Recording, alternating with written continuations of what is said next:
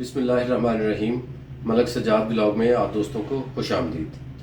अच्छा जी, अभी तक हमने जो स्पेन के हवाले से जो वीडियोस आपसे शेयर किए हैं, अपने एक्सपीरियंस जो शेयर किए हैं, वो हमने सिर्फ इस हवाले से किए हैं कि जी अगर आपने स्पेन का विज़िट वीज़ा लेना है तो ये कैसे लेना है, क्या क्या डॉक्यूमेंट्स हैं, क्या क्या रिक्वायरमेंट्स हैं, और इस हवाले से जितनी भी मेरे पास इंफॉर्मेशन थी मैंने आपको दी। आज हम आपको ये इन्फॉर्मेशन देंगे कि आपने वीज़ा अप्लाई कर लिया और वीज़ा आपको अल्लाह ताला ने मेहरबानी की और आपको जो यूरोपियन यूनियन का जो वीज़ा है, स्पेन का है या स्पेन से अलावा किसी भी मुल्क का है। हम स्पेन की चले पहले बात कर रहे थे। अगर स्पेन का आपको शेंजन वीज़ा मिल जाता है तो व्हाट इज़ नेक्स्ट, वीज़ा मिलने के बाद क्या करना है, जाना कब है, कितने दिनों के अंदर अंदर विजिट करना है, एयरपोर्ट पे हमारे साथ क्या सलूक होता है, पाकिस्तानी एयरपोर्ट पे हमने कैसे मैनेज करना है, क्या सवालों के जवाब देने हैं। अगर आप स्पेन जा रहे हैं और बार्सिलोना फॉर एग्जांपल एयरपोर्ट पे उतरते हैं तो वहाँ पे आपके साथ क्या क्वेश्चंस होंगे। ये सारी चीज़ें हैं जो अभी तक हमने आपसे शेयर नहीं की, और ये वो सवाल हैं जिनके जवाब बहुत ज़रूरी हैं। उसकी वजह यह है कि हमारे लोगों को जो स्पेशली वो लोग जिन्होंने कभी यूरोप का विज़िट नहीं किया होता, वो जब यूरोप के लिए जब एयरपोर्ट पे पहुंचते हैं तो उनको पता ही नहीं होता बेचारों को कि जाना कहाँ पे है। तो वो इस हवाले से बड़ी परेशानी होती है उनको। फिर एयरपोर्ट पे लोग भी जो मुतलका काम है वो भी आप लोगों से सवालात करते हैं जिनके जवाबात हम तसल्ली बख्श नहीं दे पाते। तो ये इस सिलसिले में मैं आज आपको कंप्लीट इन्फॉर्मेशन दूंगा। सबसे पहली बात यह है कि आपका अगर वीज़ा लग गया है तो नॉर्मली जो स्पेन वीज़ा है उसकी जो वैलिडिटी है वो 1 महीने की होती है। यानी आपने 10 डेज का जो है, आपने ज़्यादा से ज़्यादा प्लान जो है वो 10 डेज का ही देना चाहिए, 1 वीक से 10 डेज का या मैक्सिमम 15 डेज। तो आपको नॉर्मली वो 1 महीने की वैलिडिटी देते हैं। मिसाल के तौर पर आपने वीज़ा अप्लाई किया कि मैं जी 1 जून से 15 जून तक जाना चाहता हूँ, तो वो अगर आपको वीज़ा 1 जून से इशू कर रहे हैं जो कि आपने पहले अप्लाई किया होगा, तो आपको 1 महीने की वैलिडिटी दे देंगे जी कि 1 जून से 30 जून के दौरान आप जा सकते हैं विजिट करने के लिए। लेकिन उस दौरान किसी भी टाइम आप डेट आगे पीछे करके आप 15 दिन आप वहां रहेंगे और वापस आ जाएंगे। तो एक तो मैंने आपको ये बताना था कि अगर आपका वीज़ा जो है वो 10 दिन का है तो आपने कोशिश ये करनी है कि आप 8 दिन में वापस आ जाएं, सबसे पहली बात। दूसरी चीज़ ये है कि जब आपको वीज़ा मिल गया है तो आपने कोशिश ये करनी है कि जैसे ही आपको वीज़ा मिले उससे अगले 8-10 दिन में अपना ट्रैवल प्लान जो है वो तैयार करें। सबसे पहले हम आपको एयरपोर्ट से स्टार्ट करते हैं।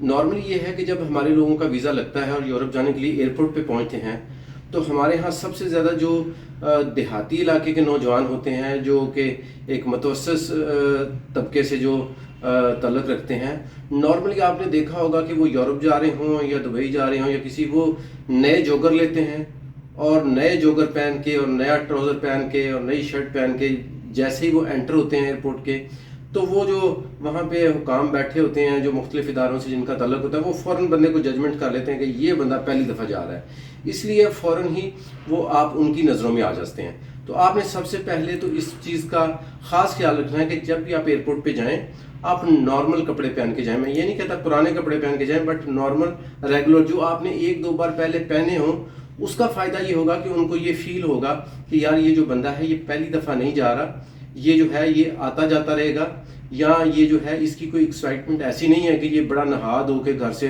रेडी होके नए जोगर, नए कपड़े, नए ट्राउज़र पहन के आया और नया बैग लिया हुआ है। तो पहली जो जजमेंट है वो एयरपोर्ट वालों की ये होती है कि आप जैसे अंदर एंटर होके, जब आप अंदर एंटर होते हैं तो आपने सबसे पहले गेट के ऊपर वो आपसे टिकट चेक करते हैं कि जी आपके पास टिकट है। उसके बाद सेकंड जो स्टेप है वो ये है कि आप अपना सामान चेक करवाते हैं। अच्छा, जब आपने अपना सामान चेक करवाना है तो कोशिश ये करें कि आप जो बेल्ट लगा के घर से जाते हैं या जो वॉलेट होता है उसमें छोटे छोटे हमारे सिक्के होते हैं, ये नहीं होने चाहिए आपके पास। ये आप कोशिश करें कि ये पहले जो भी आपका हैंड कैरी है उसमें ये सारी चीज़ें डाल लें। उससे फ़ायदा ये होगा कि जब आप वॉक थ्रू गेट से गुजरेंगे तो वो जो है किसी भी किस्म की कोई आवाज़ नहीं आएगी और आप आसानी से गुजर जाएंगे। जब आप पहली गो में गुजर जाएंगे तो उनको पता होगा कि इस बंदे के पास कुछ नहीं है।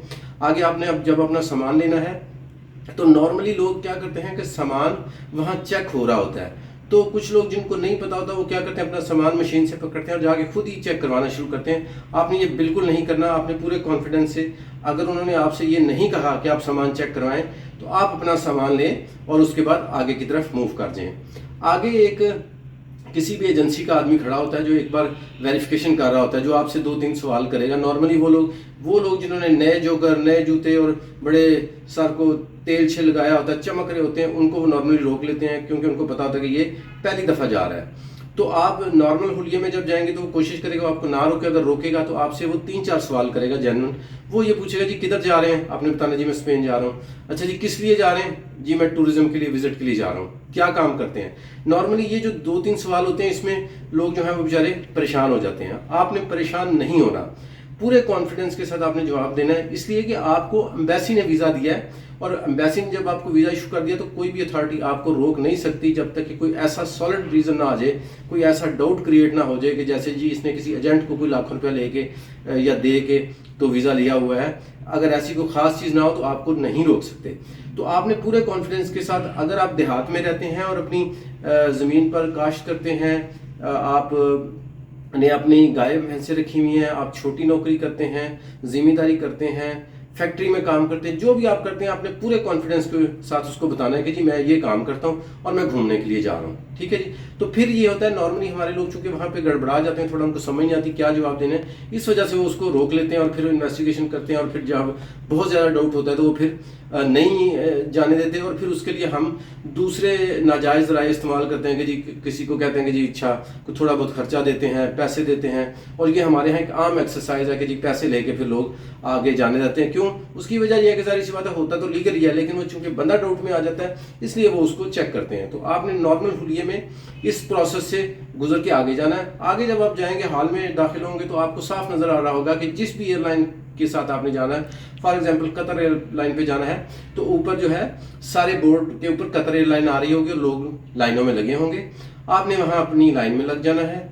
जब आपकी बारी आए तो अपना पूरे कॉन्फिडेंस के साथ अपने पासपोर्ट, टिकट और जो भी रिक्वायर्ड डॉक्यूमेंट्स वो आपने देने हैं। आपको एक बोर्डिंग पास इशू हो जाएगा।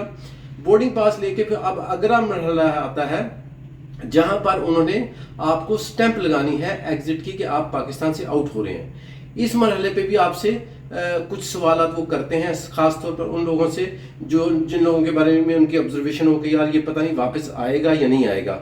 और तुर्की के लिए और यूरोप के लिए तो जो फर्स्ट टाइम जाता है उससे काफ़ी वो सवाल बाजुकात कर लेते हैं, लेकिन आपने इसमें भी कोई घबराना नहीं है। पूरे कॉन्फिडेंस के साथ पासपोर्ट दें। वो आपसे पूछेगा कहाँ जा रहे हैं, आप बताएंगे जी मैं बार्सिलोना या मैड्रिड या जहाँ भी आप जा रहे हैं मैं यहाँ जा रहा हूँ। कितने दिन के लिए जा रहे हैं जी, इतने दिन के लिए। होटल बुकिंग है, बिल्कुल होटल बुकिंग आपके पास होनी चाहिए। आपने कहना जी ये मेरी होटल बुकिंग है, ये मौजूद है, ये सारी चीज़ें हैं। तो आप जब आप पूरे कॉन्फिडेंस के साथ आप उसको जवाब देंगे, वो आपको स्टैंप लगा देगा। स्टैंप लगा के फिर आगे 2 और ख़वातीन खड़ी होती हैं। ये आपका पासपोर्ट जो है वो दोबारा एक बार फिर चेक करेंगी कि क्या पासपोर्ट के ऊपर कोई वीज़े में कोई प्रॉब्लम तो नहीं है, पासपोर्ट में कोई 2 नंबरी तो नहीं है। तो वो आपको दोबारा एक बार पासपोर्ट वेरीफाई करेंगी, चेक करेंगी, और उसके बाद हो सकता है एक आधा सवाल भी आपसे यूरोप के लिए कर लें, क्यों जा रहे हैं, कहाँ जा रहे हैं। तो यही आपने हर जगह पूरे कॉन्फिडेंस के साथ बताना जी मैं घूमने के लिए जा रहा हूँ, मेरा ये कारोबार है, मेरी ये नौकरी है, मुझे घूमने का शौक है, मुझे एम्बेसी ने वीज़ा दिया, मैं जा रहा हूँ, पूरे कॉन्फिडेंस के साथ। उसके बाद आगे एक बार दोबारा आपने अपना जो हैंड कैरी वगैरह है, क्योंकि सामान जो मेन है वो तो आपने एयरलाइन को बुक करवा दिया, जो हैंड कैरी होगा उसके साथ आपने एक बार उसको चेक करवा के अब आपने मेन जो हॉल है उसमें आपने दाखिल हो जाना है। और वहाँ पे आपको शुरू में ही लोग बता देंगे कि आपका गेट नंबर कौन सा है। अगर आपको पढ़ना नहीं आता तो आप किसी से पूछ सकते हैं, वो एयरपोर्ट वाले भी गाइड कर देंगे जी कि ये आपका गेट नंबर है इस एयरलाइन का, और उस एयरलाइन के गेट पे आप चले जाएंगे। जब अनाउंसमेंट हो जाए तो आपने कोशिश ये करनी है कि आप ये नहीं है कि अनाउंसमेंट हुई है तो भाग के लाइन में लग जाएं। नॉर्मली ये होता है कि जो सबसे पीछे लोग बैठते हैं, मसलन जिसको हम जोन 3 बोलते हैं, तो जोन 3 के लोगों को सबसे पहले कॉल की जाती है, सबसे पहले उनको बिठाया जाता है, फिर जोन 2, फिर जोन 1। तो इस तरह सीरीज वाइज और आराम आराम से बिठाया जाता है ताकि लोग धक्कम पेल ना करें। हमारे यहाँ ज़्यादा लोग ऐसे करते हैं कि उनकी बारी नहीं आई होती लेकिन वो लाइन में घंटा खड़े रहते हैं। जब अंदर जाने का टाइम आता है तो वो कहते हैं कि जी आपकी अभी बारी नहीं आया, प्लीज़ वेट करें। तो आपने इस चीज़ का भी खुसूसी ख्याल रखना है। उसके बाद जब आप एयरपोर्ट के वहाँ से आप लॉन्च से जब आप प्लेन के अंदर चले जाएँ तो आपने बिल्कुल जाके जो एयर होस्टेस है उसको अपना कार्ड दिखाना है। जो बोर्डिंग पास है वो आपको बताएगी कि सर फलां जगह पे आपकी सीट है, अगर आप खुद नहीं समझ लगती। सीट पर इत्मीनान से बैठें और कोशिश करें कि बिला ज़रूरत फजूल में बेलें दे दे के एयर होस्टेस को ना बुलाएं, क्योंकि हमारे पाकिस्तानियों की एक बड़ी आदत है कि अभी प्लेन जो है वो बैठते ही हैं तो बेलें देना शुरू कर देते हैं, बुलाना शुरू कर देते हैं, मुझे पानी दे दें, ये दे दें। ये ऐसी चीज़ें हैं जिससे हमारे मुल्क का एक नेगेटिव इंप्रेशन जो है वो दूसरी एयरलाइन पे जाता है। इत्मीनान से बैठ जाएं और जब प्लेन टेक ऑफ करे उसके 10-15 मिनट तक आपने कोई ऐसी एक्टिविटी नहीं करनी जैसे जहाज। मैंने बहुत दफ़ा देखा है, इधर से जहाज उड़ा, साथ ही लोग उठ के, अभी वो जहाज सीधा भी नहीं हुआ, लोग उठ के वॉशरूम जाना शुरू कर देते हैं। आपने प्लीज़ इस चीज़ का भी ख्याल रखना है, जहाज उड़े एटलीस्ट 10-12 मिनट तक, जब आपको फील हो कि बिल्कुल स्टेबल हो गया, लाइटें वो ऑन कर दें और कहें कि जी अब आप बेल्ट उतार सकते हैं, तो आपने उसके बाद आप वॉशरूम जाना चाहते हैं, किसी चीज़ की ज़रूरत है, तो आप उसको बेल दे के इसको एयर होस्टेस को बुला सकते हैं। आप कोशिश करें इंतहाई अच्छे तरीके से, तमीज़ से, सलीके से बात करें, ताकि हमारे मुल्क का जो एक इमेज है, वो जो नेगेटिव इम्पैक्ट है वो ख़त्म हो और लोगों को पता चले कि यार ये महज़ब कौम है। क्योंकि हमारे यहाँ ये मैंने बहुत दफ़ा देखा है, प्लेन्स के अंदर लोग इस तरह के बिहेव करते हैं कि दूसरी एयरलाइंस वाले हमसे बड़ा इरिटेट हो जाते हैं। अब हम आपको बताते हैं कि जब प्लेन ने लैंडिंग करनी है एयरपोर्ट के ऊपर और आप यूरोप में लैंड कर गए हैं, उसके बाद आपने क्या करना है। अच्छा, मैं चूँकि बहुत दफ़ा यूरोप जा चुका हूँ, तो आप यकीन करें कि वो बंदा जो पहली दफ़ा जाता है, वो जब एयरपोर्ट पे लैंड करता है और उसने इमिग्रेशन काउंटर की तरफ जाना शुरू करता है, तो कुछ पाकिस्तानी हमारे अपने ही होते हैं, वो उस बेचारे को इतना डरा देते हैं कि वो समझता है कि अब पता नहीं मेरे साथ यहाँ पे क्या सलूक होगा।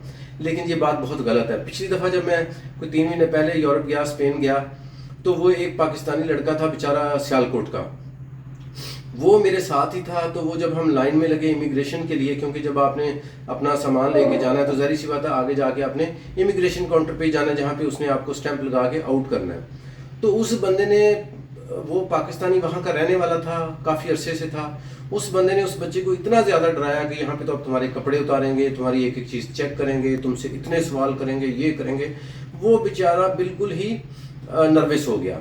मैं चूँकि वहाँ आता जाता रहता था, मैंने उसको बताया कि आप यार मेरे साथ आ जाओ, आपको किसी किस्म का कोई मसला नहीं होगा, कोई क्वेश्चन नहीं होगा, आप बिल्कुल कॉन्फिडेंट होके। तो मैं आपको ये बताना चाहता हूँ, आपने किसी की बातों में नहीं आना। अगर आप यहाँ से चले गए हैं और आपके पास वैलिड वीज़ा है, वहाँ आपको कभी डिपोर्ट नहीं करेंगे, सिवाय इसके कि कोई ऐसा ब्लंडर ना हो जाए जो कि गैर कानूनी हो। अच्छा, जब आपने अब वहाँ पे लैंड किए हैं और आपने इमिग्रेशन लाइन में चले गए हैं, तो आपने पूरे कॉन्फिडेंस के साथ जब आपकी बारी आई तो आपने जाके काउंटर पर अपना पासपोर्ट अपना प्रेजेंट करना है। वो बंदा जो काउंटर वाला होगा वो आपसे क्या करेगा, वो आपसे 2 से 3 क्वेश्चन, जनरल क्वेश्चन करेगा। मसलन वो आपसे पूछेगा आप फर्स्ट टाइम आए हैं, तो अगर आपको इंग्लिश नहीं भी आती तो आप इतनी सी प्लानिंग कर लेंगे, अगर वो पूछेंगे फर्स्ट टाइम तो आप कह सकेंगे यस, ठीक है। सेकंड, वो सवाल आपसे ये करेगा इमिग्रेशन वाला कि you have any hotel appointment और बुकिंग, तो आपके पास जो है वो बुकिंग या अपॉइंटमेंट जो भी है वो आपके पास होनी चाहिए, प्रिंट आउट में या मोबाइल में। आप उसको दिखा देंगे yes I have my booking for 4 days और 5 days। ज़रूरी नहीं है कि आपकी 10 दिन की बुकिंग एक ही शहर की होगी, आपकी ये भी हो सकता है आप 4 दिन बार्सिलोना में रहें, कुछ मैड्रिड में चले जाएं या जो भी है। तो ये 2 से 3 सवाल हैं। आखिरी सवाल वो ये पूछते हैं आपने जाना कब है, ठीक है। तो आपने उसको, जो आपकी टिकट है, आपने उसको दिखा देनी है, बता देना है कि जी मैं आज 10 तारीख को आया हूँ, तो 18 तारीख को मेरी वापसी है आफ्टर 1 वीक, ठीक है। तो ये जो 2-3 सवाल हैं ये आपको वहाँ इमिग्रेशन वाले पूछते हैं, और इसमें किसी किस्म की कोई परेशानी वाली बात नहीं है। लोग डरा देते हैं जी ये हो जाएगा वो हो जाएगा, ऐसा कुछ नहीं होता। उसके बाद जब आप एयरपोर्ट से निकलते हैं, तो जो नया बंदा है जो पहली दफ़ा गया होता है उसको पता ही नहीं चलता कि यार मैंने जाना कहाँ है। मैं आपको ये बता रहा हूँ, बार्सिलोना एयरपोर्ट, स्पेन की बात कर रहा हूँ, मोस्टली लोग वहीं जाते हैं जब स्पेन जाते हैं। तो मैं जब पहली दफ़ा गया तो वहाँ जब एयरपोर्ट से बाहर निकलते हैं तो 2 रास्ते जाते हैं, एक राइट को जाता है, एक लेफ्ट को जाता है। मैं राइट को चला गया। राइट को जाने के बाद जब मैं बाहर निकला तो पता चला ये तो टैक्सी स्टैंड है, और टैक्सी स्टैंड जो है वहाँ से सिटी तक जाने के 50 जो है वो यूरो ले रहे थे, जो पाकिस्तानी आपको पता है कम से कम 10-11 हज़ार रुपये बनते हैं। उसके बाद मैंने वहाँ से चेक किया तो किसी ने मुझे बताया कि जी आप बस भी यहाँ से जाती है, आप बस पे जाएं। तो जैसे ही आप एयरपोर्ट से बाहर आएंगे, एक रास्ता राइट को जाएगा, एक लेफ्ट को जाएगा बार्सिलोना एयरपोर्ट पे। आप लेफ्ट वाला जब करेंगे तो कुछ स्टेप आप डाउन जाएंगे तो आगे आपको एक पार्किंग नजर आ जाएगी। उस पार्किंग में या तो बस मौजूद होगी या बस आने वाली होगी।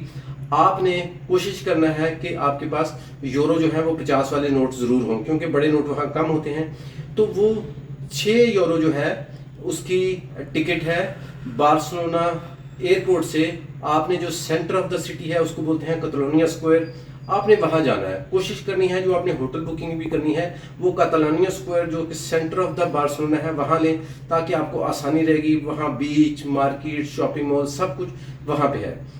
तो आपने क्या करना है, 6 रुपए की टिकट आपने लेनी है। अगर आपके पास क्रेडिट या डेबिट कार्ड है तो बहुत अच्छी बात है, क्योंकि वहां पे ज्यादा यूरोप में कार्ड सिस्टम चलता है, करेंसी कम है, डेबिट कार्ड और ये कार्ड ज्यादा चलते हैं। आप 6 रुपए दें और उसके बाद आप कतलानिया स्क्वायर जो सेंटर है वहां जाएं। उसके बाद वहां जाकर वहां बहुत सारे आपको पाकिस्तानी टैक्सी में भी मिलेंगे, होटल्स में भी मिलेंगे। इत्मीनान के साथ बैठ के किसी बेंच पे थोड़ा सांस लें और लेने के बाद कोई पाकिस्तानी नजर आए या किसी रेस्टोरेंट में कोई पाकिस्तानी नजर आए, उसको अपने होटल का बताएं और वो अपने होटल में चले जाए। उसके बाद जब आपका फर्स्ट डे हो तो आपने ये बात याद रखनी है कि सेंटर जो है वो कतलानिया स्क्वायर है और वहां पे सबसे जो खूबसूरत स्ट्रीट है उसको ला रामला स्ट्रीट बोला जाता है, कि जो कि पूरी दुनिया में मशहूर है। ये कोई 2 किलोमीटर लंबी एक स्ट्रीट है जिसमें लोग वॉक करते हैं। तो ये ला रामला स्ट्रीट जो है कतलानिया स्क्वायर में है, यहाँ पे लोग वॉक करते हैं। ये खूबसूरत जगह है, आपने इसको विजिट करना है। उसके आगे बीच है, आप वहाँ जा सकते हैं। इसके अलावा वहाँ पर 2 बहुत खूबसूरत चीज़ें हैं, जिसमें एक जो है वो अपना जिसको तिबी ताबू बोलते हैं, ये सैकड़ों और हज़ारों साल पुराना उनका एक जो है वो कलीसा है, एक क्रिश्चियन कम्युनिटी जो है उनका एक जो है वो मजहबी एक उनका जो है गिरजा है, जो कि बड़ी हाइट के ऊपर है और यहाँ से पूरा आपको जो है वो शहर नजर आता है। आप बस पे बैठेंगे, वहां से आपको बस की टिकट जो है वो आराम से मिल जाएगी। 10 रुपए की ये जो है वो एक टिकट मिलती है, वो मशीन से निकल आएगी। आपको समझ नहीं आती किसी से कहें, और आपने हर जगह कोशिश करें कि आप बस पे जाएं। वहां पे बहुत आसान है बस में सफर करना। 10 रुपए की आप टिकट लेंगे, हर जगह किराया 1 रुपए, 1.5 रुपए या 2 रुपए है। तो आप जो है वो तिबी ताबू विजिट करें। तिबी ताबू देखने के बाद आपको एक और बिल्डिंग जो है जिसको दुनिया में इंतहाई खूबसूरत बिल्डिंग समझा जाता है, उसका नाम है सरगादा फैमिलिया। सरगादा फैमिलिया का डिज़ाइन बहुत ही मुख्तलिफ है, आप गूगल पे भी चेक कर सकते हैं। और ये कई 100 साल से ये बिल्डिंग बन रही है और ये दुनिया का एक शाहकार आर्किटेक्ट है। इसके अंदर जाने की कोई 60 से 70 रुपये टिकट है। अगर आप अफोर्ड कर सके तो अंदर ज़रूर जाएं। ये उनका चर्च है, लेकिन दुनिया ज़्यादा बाहर से ही इसको देखती है और ये दुनिया की खूबसूरत तरीन बिल्डिंग में आता है। तो तिबी ताबू एक टॉप हाइट पे है जहाँ से पूरा शहर नजर आता है, और जो सरगादा फैमिली है ये सेंटर में है। ये आप पैदल भी आप जा सकते हैं। उसके बाद वहाँ पर इजिप्शियन म्यूजियम है, जहाँ पर जो इजिप्ट की ममीज वगैरह हैं, अगर आप उसका शौक रखते हैं वो भी बहुत खूबसूरत चीज़ है। कासा बटालो है, वो भी बहुत खूबसूरत है। बीच बहुत खूबसूरत है। और अगर आपने वॉक करनी है तो मैं आपको पहले बता चुका हूँ, कतलानिया स्क्वायर पे जो एक वॉक रैंप बना हुआ है जिसको ला रामला स्ट्रीट बोलते हैं, पूरी दुनिया में फेमस है, वो भी बहुत खूबसूरत है। तो आप 2-3 दिन जो अगर जो है वो वहाँ रहें तो ये घूमने के लिए बहुत ही खूबसूरत जगह है। और अगर आपको शौक है इस्लामिक चीज़ें देखने का, तो फिर आप 2-3 दिन यहाँ रहने के बाद आगे आप गरनादा सिटी जो है वहाँ पे जा सकते हैं, उसको देख सकते हैं, जो कि मुसलमानों की जहाँ पे एक हिस्ट्री मौजूद है। तो ये आज की मुख्तसर सी एक जो मेरी तरफ से जो वीडियो है वो ये है कि आपको इन्फॉर्मेशन हो कि आपने एयरपोर्ट पे कैसे बिहेव करना है, पाकिस्तानी एयरपोर्ट पे, अगले जो यूरोप का एयरपोर्ट उस पर, और फिर एयरपोर्ट से सिटी में कैसे आना है, और सिटी में आके आपने कौन कौन सी जो टॉप अट्रैक्शन है बार्सिलोना की वो मैंने आपको बता दिया। उम्मीद है आपको वीडियो पसंद आई होगी। अगर आपको वीडियो अच्छी लगे तो आप ज़रूर इसको अपने दोस्तों के साथ शेयर करें। किसी भी किस्म की कोई इन्फॉर्मेशन चाहिए तो मुझे व्हाट्सएप पे मैं हर वक्त हाजिर हूँ। आप लोग मैसेजेस भी करते हैं, व्हाट्सएप भी करते हैं, कॉल्स भी करते हैं, ऑलवेज़ वेलकम। बहुत शुक्रिया, दुआ में याद रखिएगा।